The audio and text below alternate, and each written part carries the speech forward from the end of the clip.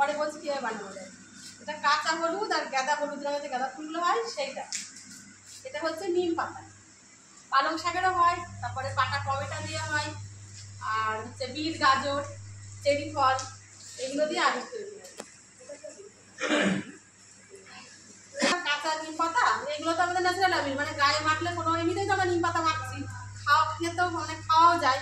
সেই ক্ষেত্রে এটা পাউডারটা তৈরি করা হচ্ছে অ্যারোরুট যে পাউডার, অ্যারোরুট পাউডার নিয়ে নিম পাতাটাকে শিলে বেটে কিংবা মিক্সারে বেটে ওটার সঙ্গে মিশিয়ে ভালো চটকে চটকে মিশিয়ে হাতে মানে গুঁড়ো করতে হয়। পাউডারটা গুঁড়ো করার পরে রোদ্রে দেওয়া যাবে না, ফ্যানের হাওয়াতে পেপার পেতে শুকিয়ে হয়ে যাবে পাউডার, মানে আবির। না নষ্ট হবে না। এটা কাঁচা হলুদটাও তাই, কাঁচা হলুদ অরিজিনাল কাঁচা হলুদ আর কাঁচা গাঁদা ফুলের যে সবুজ অংশটা ফেলে দিতে, সবুজ অংশটা আমাদের সারের ভিতরে চলে যাবে, সার তৈরি হবে। আর এই যে যে অংশটা পাপড়িটা দিয়ে এটা তৈরি। মানে মূল জিনিসটা কি বুঝতে পেরেছেন তো? এর ভিতরে আছে অ্যারারুট, অ্যারারুটটাকে কালার করা হচ্ছে, এটা অপরাজিতা। তারপরে যে পাতা হয় আর বিট গাজর পাতা টমেটো ওগুলো আমরা যে সবজি আমরা সকালবেলা যখন আমরা হাটের পরের দিন যখন আমরা প্লাস্টিকের কাজে যাই, প্লাস্টিক মুক্ত করার জন্য যখন কাজে যাই প্লাস্টিকের পাশাপাশি সবজিটাও পুড়িয়ে নিয়ে আসি। বিট গাজর হাটের তো পড়েই থাকে কত কিছু, সেগুলো দিয়েও আবিরও তৈরি হচ্ছে, দিকে সারের কাজেও লেগে যাচ্ছে।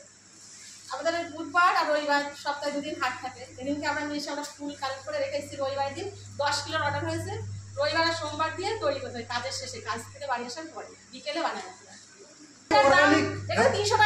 যখন তৈরি করবেন করে যে সার্ভে টিম যাচ্ছেন তারা এরকম ছোট ছোট করে দিয়ে গিয়ে বলবেন যে এগুলো অর্গানিক আবির।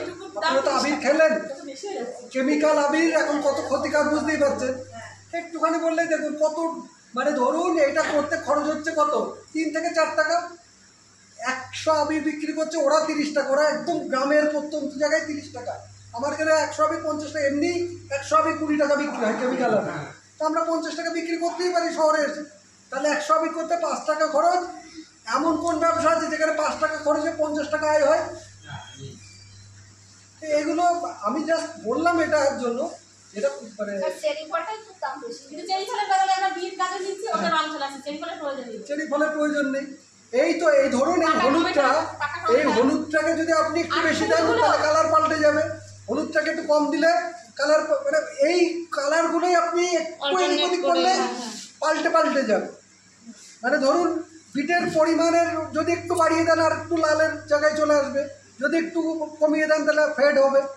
মানে আপনি একটু এদিক ওদিক করলে কালার পাল্টাপাল্টি হয়ে যাবে। ফলে একই ধরনের না করে বিভিন্ন কালার যত করবেন তত তার ডিমান্ড বাড়বে। আর গ্রাম অঞ্চলে আর যে ফুলগুলো আমরা প্রত্যেকটা মন্দিরে মসজিদে বলে আসি যে ফুলগুলো যেন ওরা না নষ্ট করে রেখে দেয় মন্দিরে, ফুলগুলো নিয়ে এসে ওই ফুল দিয়ে আমরা বানাই। কিছুটা নিয়ে আসার পরে ওই ফুলটা সবুজ অংশটা কেটে আলাদা করি আর হলুদ অংশটা নিয়ে একটা জায়গায় রেখে তারপরে শিলে বাটি বেটে ওইটা ওই সাথে আমরা মিশিয়ে হাত দিয়ে ওইটা ডলে একদম মানে পুরো মিশিয়ে ফেলবো, শুকাই ফেলি। এই যে এরকম হতে হবে, মানে গুটি পাকানো থাকবে না, এরকম আবার নেটে চালা ছেলে তারপরে শুকিয়ে তারপরে ব্যাটে, কিন্তু রোদ্রে শুকায় না, শুকালে হবে না।